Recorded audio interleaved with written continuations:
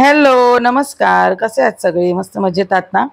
तर बघा, आज मंगळवार छान उपवास असतो आणि नेमका आज टिफिनमध्ये मुलींनी पण माझ्याकडे खिचडीचा हट्ट करला, कारण तिच्या एका नॉन मराठी मैत्रिणीला आपलं म्हटलं महाराष्ट्रीयन खिचडी खायची होती. म्हटलं बरंच झालं, म्हटलं ना सोने पे सुहागा, आपलं पण नाश्ता सकाळचा झाला, मला पण उपवास होता, माझा पण नाश्ता झाला आणि तिचा टिफिनही झाला. असं जेव्हा ताळतंत्र होतं ना, एकत्र जुळून येतं, खरंच मी सांगते गृहिणींना तर खरंच बरं वाटत असेल, कारण खरंच तारांबळ उडत असते. सकाळचा नाश्ता काय करायचा, मुलांच्या टिफिनला काय करायचं वगैरे वगैरे. तर मला तर एकदम सोयीस्कर झालं. तर छान अशी तिच्या टिफिनसाठी खिचडी केली, तीच आम्हाला नाश्त्याला पण झाली. आणि आज होता मंगळवार आणि मंगळवारचा माझा उपवास असल्यानंतर देवपूजा करताना माझं एकदम डीप क्लिनिंग मध्ये पूजा असते. बाकीच्या दिवशी मी इतर दिवशी मला जमेल तसं करते, पण मंगळवारची आणि अमावास्या पौर्णिमा हे तर माझं कन्फर्म असतं की व्यवस्थित, म्हणजे अशी डीप क्लिनिंग पूजा किंवा एखाद्या सणाच्या दिवशी. बाकी दिवशी मला जमेल तशी करते. तर बघा, छान अशी देवपूजा केली आणि आज देवपूजेमध्ये बघा संपूर्ण जास्वंद आहे आणि हा सगळा फायदा मला त्या पाण्यापासून झालेला आहे. कारण सध्या मी आहे ना, वातावरण बघा गरम थंड असल्यामुळे सध्या काय करते, एक दोन दिवस आड असं झाडांना पाणी देते, म्हणजे माती पूर्णपणे सुकू देते झाडांची. आणि जे घरात आपलं जे हे निघतं ना, म्हणजे खाद्य, म्हणजे जे आपलं किचन वेस्ट निघतंय ना, त्याचं जे सगळं मिक्सरला लावून त्याचं पाणी सध्या झाडांना देते. म्हणजे त्यांना म्हणतात ना, एक टॉनिक मिळतंय आणि मला त्याच्यापासून फायदा मिळतो तो फुलांचा. तर बघा किती छान वाटतं आजचं देवाऱ्याचं लुक. एवढं म्हणजे खरं सांगते, मला 2 मिनिटं सकाळी लक्षात नाही आलं, जर मी खालचा जो कपडा जो घातलाय ना पायऱ्यांवरती, तो जर दुसऱ्या रंगाचा, पिवळ्या रंगाचा घातला असता ना, तर त्याच्यावरती हा लाल रंग एवढा उठून दिसला असताना. तरी पण बघा, खाली लाल रंगाचा कपडा असताना पण बघा देवारा किती छान आणि उजळून दिसतोय. आणि सध्या खरं सांगते, बहर खूप येतोय फुलांना, सगळ्याच प्रकारच्या फुलांना, जेवढी पण फुलझाड आहे सगळ्यांना सध्या मी हेच पाणी वापरते आहे.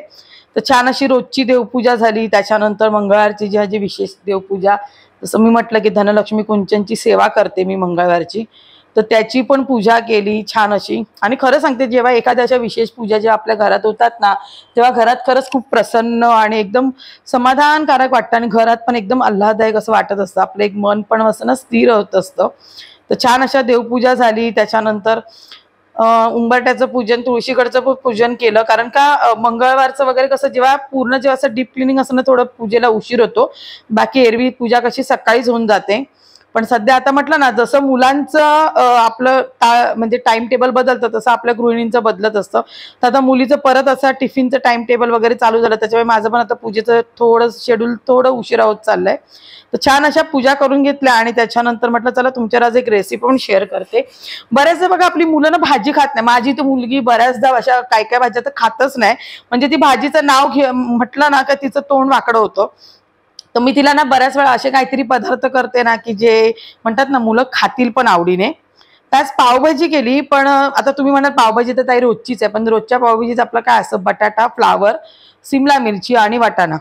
तर मी काय करते, जेवढ्या पण घरात भाज्या आहेत ना स्पेशली, म्हणजे मग तेंडली, गवार, फरसबी, गाजर, बीट, हे सगळं ह्या भाजीमध्ये घालते.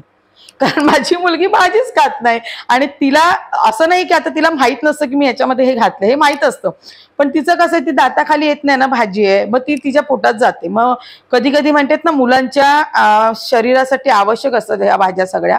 मग त्या भाज्या मुलांच्या शरीरात कशा घालावायचं हे मोठा टास्क असतो आणि हा गृहिणींना म्हणतात ना व्यवस्थित जमतो.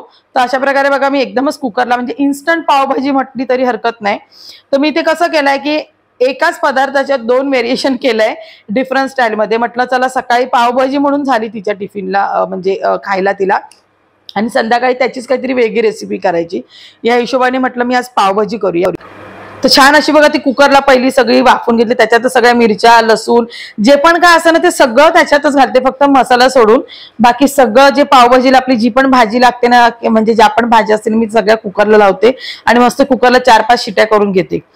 अशा प्रकारे भाजी केल्यामुळे ते भाजीचं पोषक तत्वही ते त्याच्यात राहतं आणि म्हणतात ना लवकर होतं. आणि मग हे सगळं नंतर फूड प्रोसेसरला बारीक करून घेते.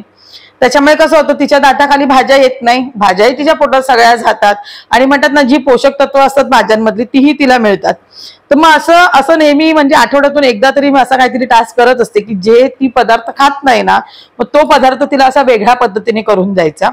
तर इथे बघा नंतर मग थोडंसं तेल आणि अमूल बटर घेतलं आणि त्याच्यामध्ये फक्त पावभाजी मसाला आणि मीठ, बाकी मी काहीच टाकलेलं नाही. आणि जी काय जादू आहे ती सगळ्या भाज्यांनी केलेली आहे. तर सगळी भाजी आणि नॅचरल कलर, कोणत्याही प्रकारचा दुसरा कलर जो आपला असतो ना ऍडिशनल, तोही टाकायची गरज पडत नाही या भाज्यांमुळे. तर त्याच्यामुळे बघा अशा प्रकारे इन्स्टंट पावभाजी म्हणतात ना, ती माझी तयार झाली. म्हणजे ही एक रेसिपी झाली की इन्स्टंट पावभाजी.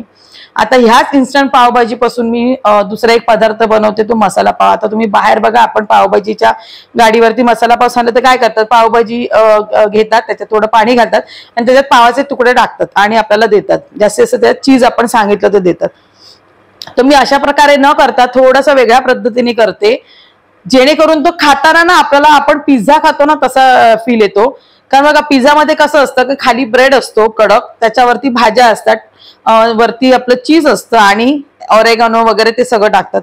सेम प्रोसेस मी इथे करते, फक्त फरक एवढाच आहे की इथे भाज्यांचे पीस आहेत ते त्याच्या बदली पूर्ण भाजी म्हटलं एकदम म्हणतात ना, पूर्ण भाजीचं स्मॅश केलेलं आहे बघा. पाव इथे बघा छान असे कडक करून घ्यायचे. हे तुम्हाला बाहेर मिळणार नाही बघा. बाहेर तुम्ही मसाला पाव खायला गेला ना तर भाजीमध्ये डायरेक्ट फक्त पाव तोडून टाकतात. ते इथे बघा पहिलं मी पाव एकदम कडक करून घेतले. हे आपले साधेच पाव आहेत, जे आपण नरम पाव खातो ना तेच आहे. आणि त्याच्यामध्ये बघा भाजी घालायची अशा प्रकारे की जेणेकरून ते पाव ना त्या भाजीला कोट होतील. खरं सांगते अशा प्रकारे तुम्ही करून बघा. पण एक आहे, हा जर पदार्थ तुम्हाला खायचा असेल ना तर भाजी रेडी पाहिजे. भाजी तुमची रेडी असेल ना तर हे तुम्ही इन्स्टंट करू शकता. पण तुम्ही म्हणाल की मी मसाला पाव करून ठेवतो आणि नंतर खाईन, तर त्या पावाची जी टेस्ट असते ना, म्हणजे नरम पडतो ना पाव, त्याच्यामुळे ती टेस्ट लागणार नाही तुम्हाला.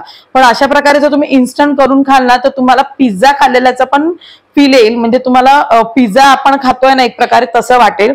आणि खरंच सांगते अप्रतिम लागतो, एकदा नक्कीच करून बघा. तर अशा प्रकारे बघा पाव मिक्स केल्यानंतर भाजी, त्याच्यावरती मग चीज घातलंय, ऑरेगोनो घातलाय, चिली फ्लेक्स टाकलंय, त्याच्यानंतर त्याच्यावरती सॉस आणि त्याच्यावरती मेयोनीज पण घातलंय. खरंच सांगते अशा प्रकारे करून मग अप्रतिम लागतो हा मसाला चीज पाव. तर नक्कीच तुम्ही ही रेसिपी करून बघा, तुमच्या मुलांनाही आवडेल आणि तुम्हाला स्पेशली आवडेल. आणि लहान मोठे सगळेच जण खाऊ शकतात बघा. बाहेरचं खाण्यापेक्षा कधी म्हणतात ना, घरी जे आपण बनवून खाल्लेलं नेहमी चांगलं असतं. तर अशा प्रकारे खरंच नक्की करून बघा आणि रेसिपी आवडल्यास मला नक्की सांगा. तर असा होता आजचा छोटासा व्हिडिओ. कसा वाटला नक्की कमेंट करून सांगा. आणि व्हिडिओ आवडल्यास नेहमीप्रमाणे व्हिडिओला लाईक, शेअर, सबस्क्राईब करा. भेटूया लवकरच नवीन व्हिडिओ. तोपर्यंत बाय.